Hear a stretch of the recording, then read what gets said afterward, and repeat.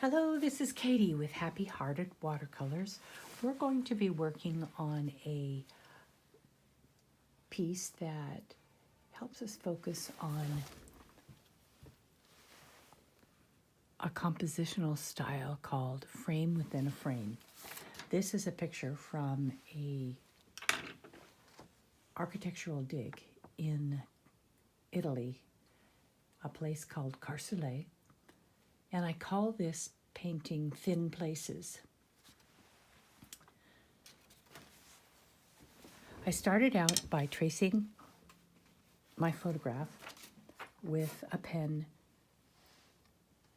and then wetting the arch. Now I'm taking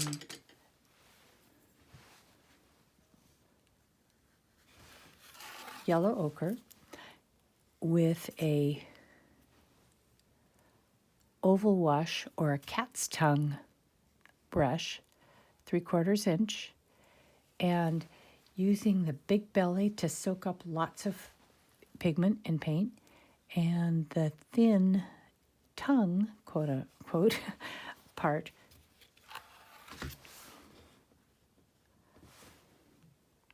I'm making the exacting edges. When I was putting the water on this to prepare for the wet in wet wash, I didn't go all the way to the edge of the frame that we're painting. And the reason is, now as I'm adding in this little bit of color, I'm going right to the edge, and it gives us a better edge for this. This is a wet in wet wash, but unlike many washes that we do, we are not trying to get a smooth wash. We want this to be a little bit uneven, darker in some places, lighter in some places, because the stone that we're looking at has those kinds of attributes. We're going to do several other things to keep this painting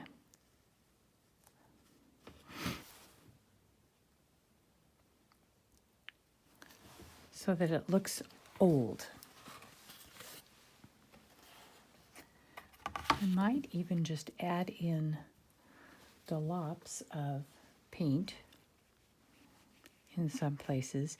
I usually try to do some sort of a unusual shape when I do that, do the dropping in, not a rectangle or a circle, but you might consider using a triangle kind of look or kind of a jaggedy shape. So I've got one on the left, kind of in the middle, one in the right, up near the top, and then maybe one over here. We're, again, working in odd numbers over here, and I'm just going to put it in, and then we'll let it dry. In a real world, it would dry, but I'm going to try just going right in right now and adding in a little bit of Moon Glow, which is Daniel Smith paint, to again replicate the different stone aging aspects. And I'm going to try to cover this frame within a frame a little more than I did when I dropped in the color, say, here and over here.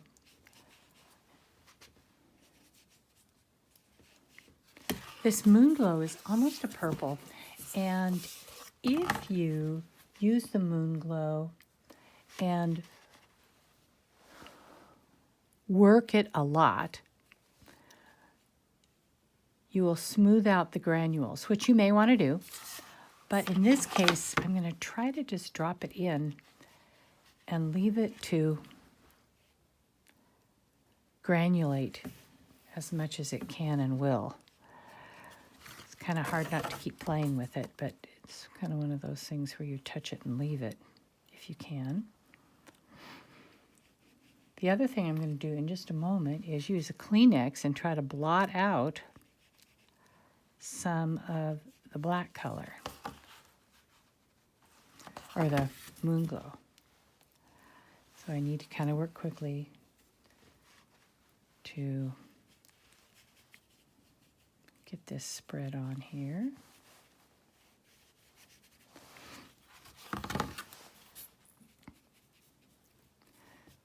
And in these places where I've got it too darker, you just try to kind of blot it out. So we just have a hint of the color.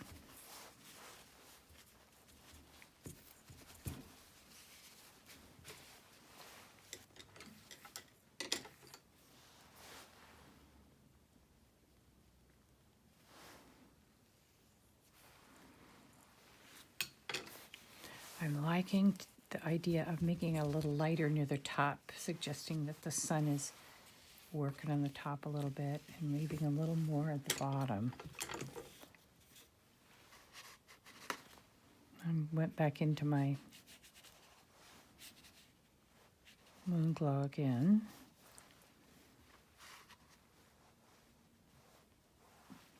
To drop in some more color.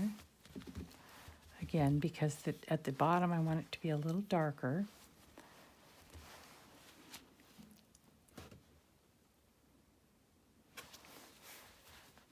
I'm looking to see if there's any harder edges that I want to avoid and get rid of. And we don't have really hard edges, but we do have some blobby edges that we want to soften. Okay, there we go. Now, the next thing that you're going to want to do after you have your yellow ochre base with some yellow ochre dropped more intensely in maybe 3 areas or 5 areas, and then put your darker, your black or your moon glow or whatever it is that you want to put over the top of it. Again, done that same way. The next thing you're going to do is fill in your arch, the sides of your arch. And you can see from our photograph here that there is some darker areas here because it's in the shadow. I'm thinking that light is coming in from our left over to the right. So I'm wanting it to be lighter here, and I'm shown that with the yellow ochre showing more. Then I'm taking and I'm going through and making the stone joints, I guess you'd call them. And I've done that with using a solid moon glow. So far in this painting, we've only used moon glow and yellow ochre. And starting here, oh, okay, so I did a little bit of shadowing there, did a little bit of shadowing here. I'm also going to show the shadow right here.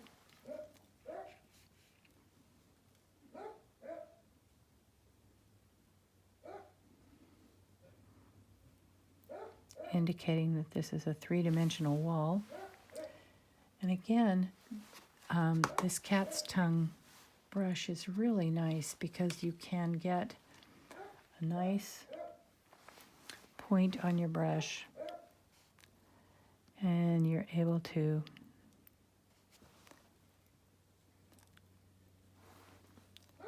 get into teeny tiny places or go right over here and get some bigger spaces, as you saw me do when we were doing the back, or doing the background of the frame.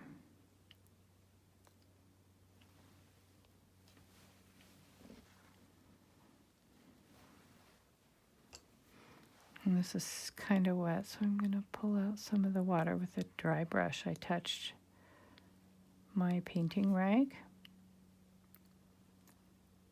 to get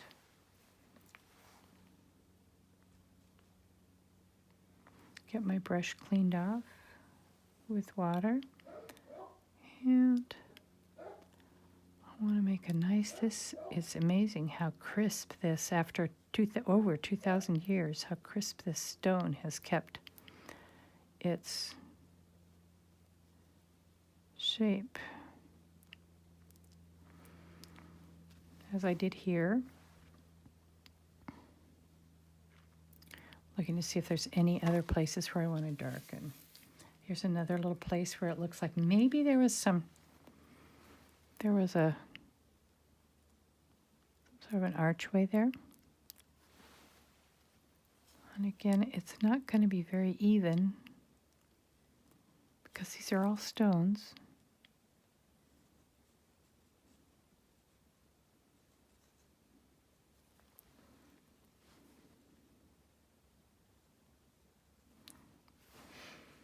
Again, I want to pull out some of the paint.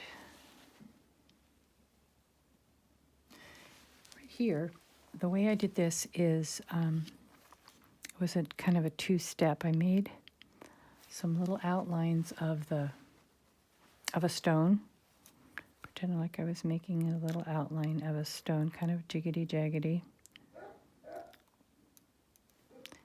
And filling in where it looks like there might have needed to be I used a different brush when I did this before. It was this brush. It's a Neptune number 8 Princeton, and it also has a nice sharp point and a bigger belly. You're going to get more out of a brush that has a nice sharp point and a bigger belly because you can use it for both bigger spaces and smaller spaces. And one of the things that I like to remember is that the bigger brushes go in bigger spaces and the smaller brushes go in smaller spaces. So I'm just working my way around this area here, creating individual stones by painting the negative space around the stone. And then, right here you see it looks much softer. What I've done is, after it was dry, I washed it out. And then after that, I'm going to put on a very light coat of yellow ochre to create this more yellowish look of the stone. Just here in these small stone spaces, not on my frame.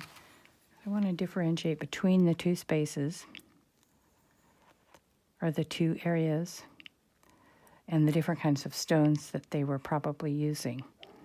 I'm going to guess that this is granite, and then these are round stones, possibly from a river. I think there were rivers close by. There would have had to be. This little community.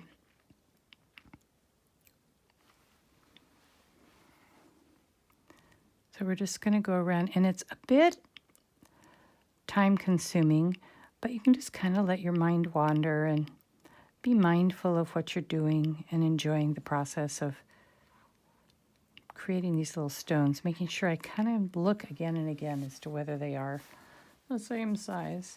Just for fun, I'm going to try blotting this. See what that does. Yeah, that looks okay. I'm going farther into the margins than I really need to, but I always like to make sure that I've covered up as much as I can, because who knows how much of this I'm going to want to have showing outside my frame. So we're just kind of moving along, walking along. Now right here, I'm not sure I'm exactly happy with this area. I was trying to get some of these cracks in the granite.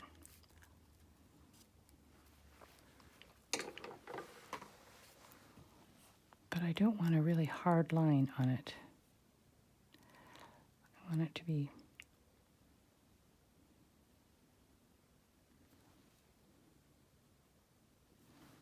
soft in some places and hard in other places. And the way I can make it soft on one side and hard on the other is to take my almost dry brush and just pull some of the color out from one side. Off one side. See how that smoothed that line out? And over here too, I can take, I'll go the other side this time. That way it's a little softer. That edge is a little softer. It's crispy here and soft right there. And I also want it really crispy here because this is where the stone is deepest into the crack. And then making it soft right here. Now this has been drying for a day and a half, so it might not come up very easily. But I do want to see if I can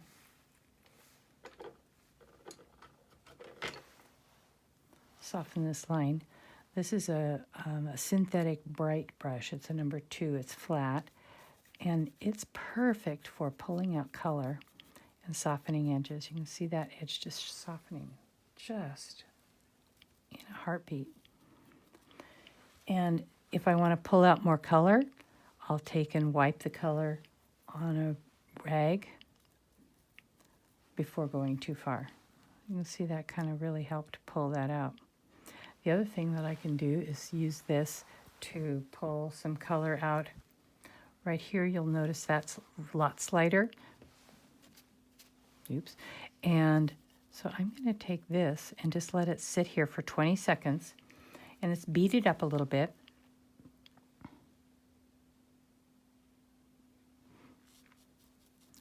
Seconds, and then I scratch it a little bit.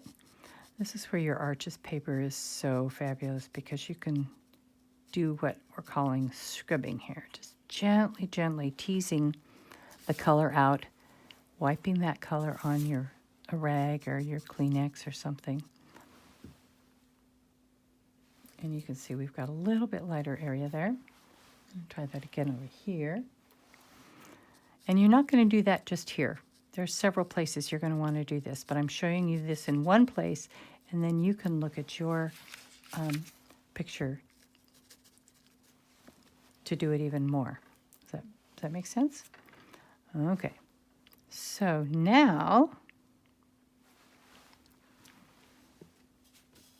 this is kind of dry, so I'm going to do like I did here and gently brush over. I'm not going to scrub. I'm just gently pulling the water along over the top of the stones. Just gently. And I'm just kind of swirling the stones a little bit to give them a little bit of softness there on the inside. Then I can go back in if I'd like. And crisp up some of the edges if needed.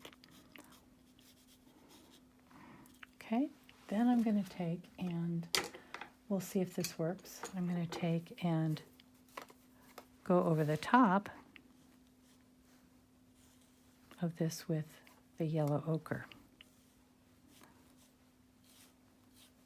Now again, we're working with, see how that just warms that up so much. We've got a cool color with our moon glow, and our yellow ochre is, of course, is nice and warm. It's a warm color. So I'm just going to kind of gently touch. I don't want to disturb the paint too much.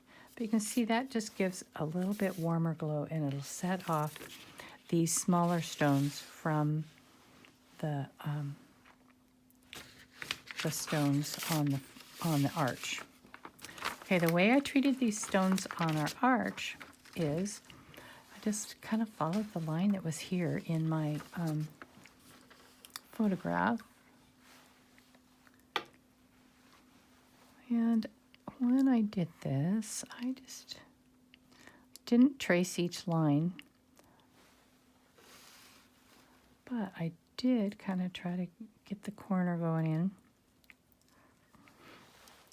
And rinse my brush, wipe it. I want to carefully pull that out. And wipe it.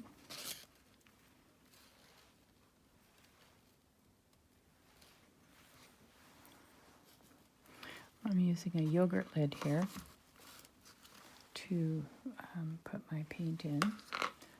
That way I can make sure that I've kind of got the same color. I can dilute it the way I want.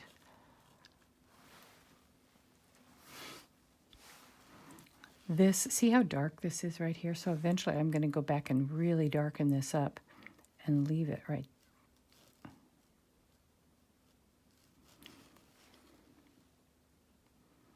And it looks like I've drawn, let's see, there's my line. I've drawn with my pen there, tracing it. And I'm not making a solid line. See how it's kind of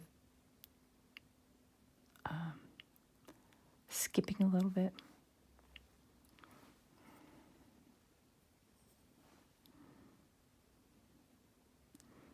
Just a little bit of a shadow, because it's gone down, it's gotten,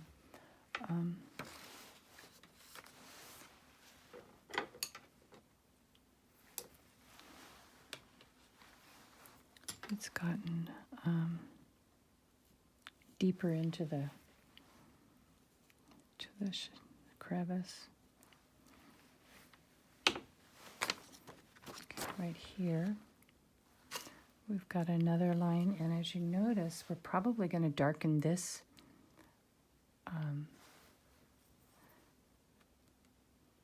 slab of granite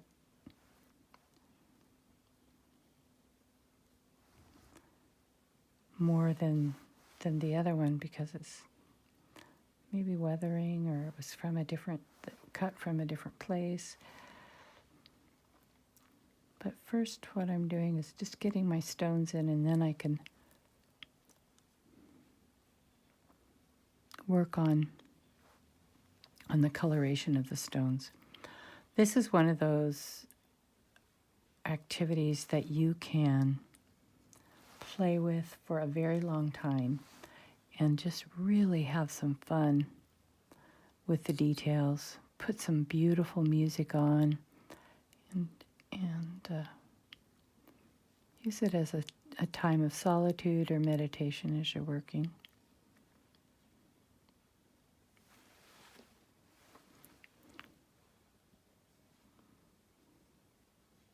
Okay, my next step after I go through all this is I'm going to add in the darks right here. And I'm going to add in my sky with blue cerulean.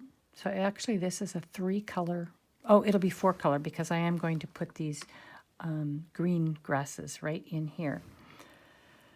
But I'm going to stop now because it's getting to be a long video. Again, feel free to skip through or make me sound like a chipmunk and speed up the playback speed, because it is really nice to be able to just speed through this, because you can kind of see how this works just by watching it in 1.5 the speed or two times the speed. I'll just show you here how I'm going to do this. Here's what I'm doing.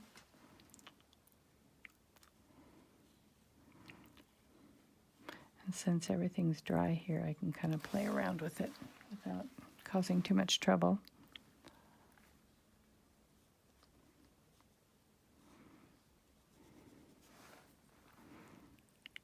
And I don't have to make it a nice wash. I want to make it a little rough and rugged. This rough and rugged. These are rocks. So you're not going to have a nice smooth surface. They probably were over 2,000 years ago. These are probably smooth as silk. But not today. And this is what we're showing, this beautiful old place. You walk through these streets, and it is literally feels holy.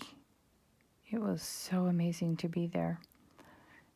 And I imagine that's what a lot of architectural digs are. You can feel the people who walked there and enjoy their journey with them, or feel their feelings as they were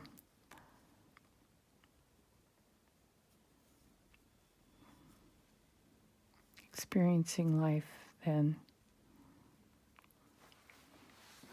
I'm just going to put this, and as you can see, a lot of this is going to have stones in here too, so they'll go ahead and add that. So I will post a picture on YouTube with this title, so you can see how it's going to look when it's finished. Thanks for listening.